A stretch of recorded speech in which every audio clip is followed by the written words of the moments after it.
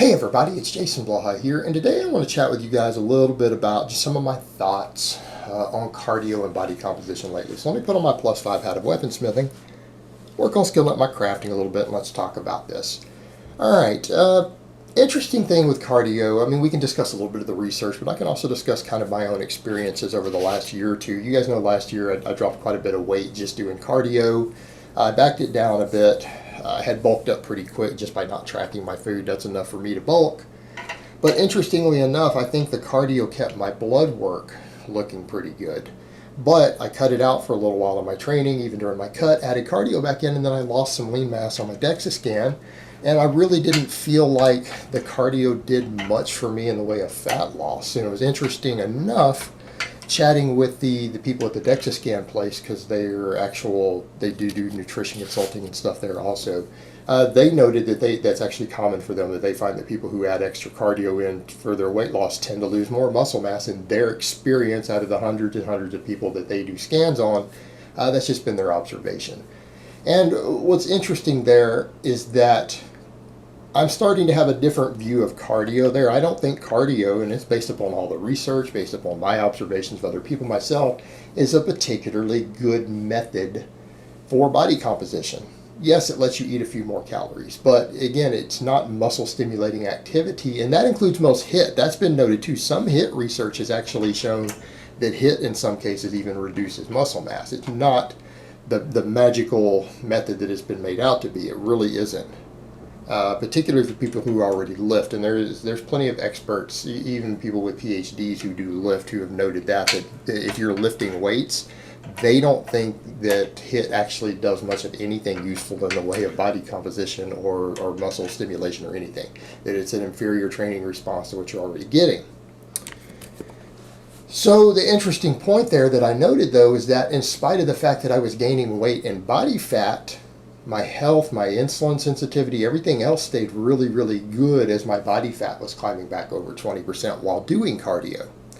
So I think the view I'm personally starting to get is more of cardio really has its place more as a health thing, right? I mean, cardio is beneficial for your overall health. It's beneficial for your overall fitness, right? And it needs to be seen that way. But in terms of actual body composition, it's probably not a good way to create a deficit. It's probably not a good way to burn extra energy if your goal at that time is to maximize muscle mass and minimize body fat. It just isn't. And what's interesting there, I remember Alex Viada mentioning that sometime back on his social media when the topic came up of, look, he's a big proponent of hybrid training. He does extreme endurance sports on top of being a power lifter.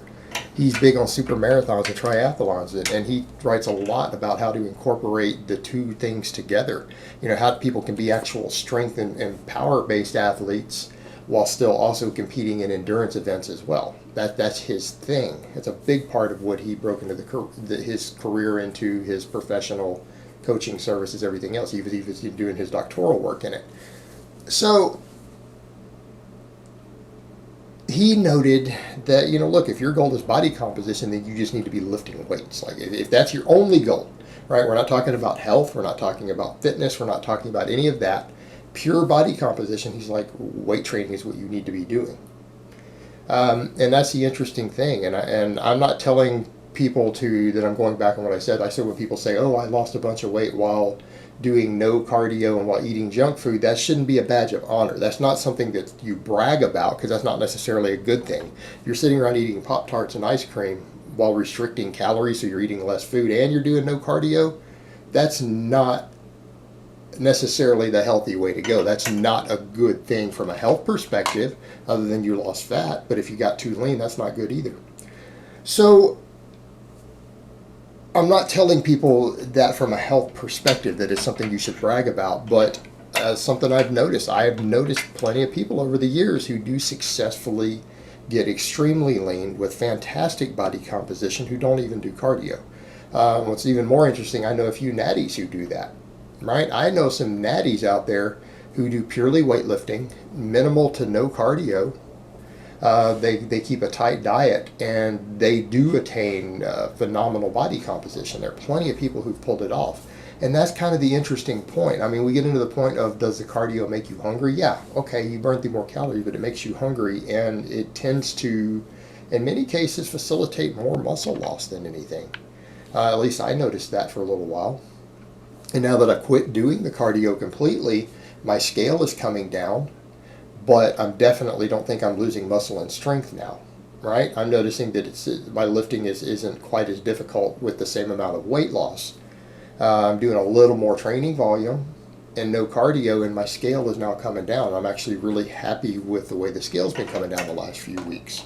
And I feel like I'm getting better results there. Furthermore, I'm finding it's just easier to control my own appetite. So I almost have to question if, when we're talking about doing cardio, we're talking about health and performance. So the best time I'm starting to think that to get a lot of your conditioning in is when you're eating more. In other words, all your heavy conditioning work and cardio and all this stuff ideally really should be done in a period of time when you're not trying to lose weight. And the reason I say that is that we know that bulking and gaining fat in general has negative health consequences. The cardio itself can be beneficial in offsetting that. It can also be beneficial in allowing you to eat more calories, can even boost your hunger. In some cases, to make it even easier to eat more calories, you get a larger anabolic response, but you're getting enough training fuel that your body isn't going to be losing muscle mass as a result of it. And so again, what you're talking about at that point is thinking like an athlete, not someone trying to lose weight. And an athlete eats for performance. So in other words, they need to be thinking, and again, I've heard guys like Viata say that, because again, he has people do endurance sports while being powerlifters and other stuff. That in that case, you're thinking of, what do I need to eat in order to fuel the training that I want to do? Because if you're thinking in that terms, you're no longer thinking of, oh, I'm doing this training to lose body fat. You're thinking, I'm doing this training to be an athlete. I need to be eating enough food. How many calories and how much food, fat, carbs, protein do I need to be knocking down to facilitate my body being able to do what I want it to do and to recover from it and adapt? Because just like weightlifting, cardio is a performance thing. And when you're eating enough to recover from it, you're going to get better at it faster. Because again, there's a recovery, there's an adaptation to it. So again, getting enough food actually does more for boosting your various performance capacities, whether it's explosive strength, endurance, your conditioning, all of these things. So really, I think the better way to look at it is that cardio is its own performance and health element, and it needs to be fueled like everything else. But if you're at a phase to where you're needing to improve body composition dramatically and lose body fat, I'm starting to think, because again, observing over the years, looking at what experts do, is actually really just focus upon diet and weight training. As much weight training as you can recover from physically, right? As much as you can recover from physically, so that you can spend all of your energy doing something that is going to help you retain muscle better. In other words, you're stimulating an anabolic response in the body,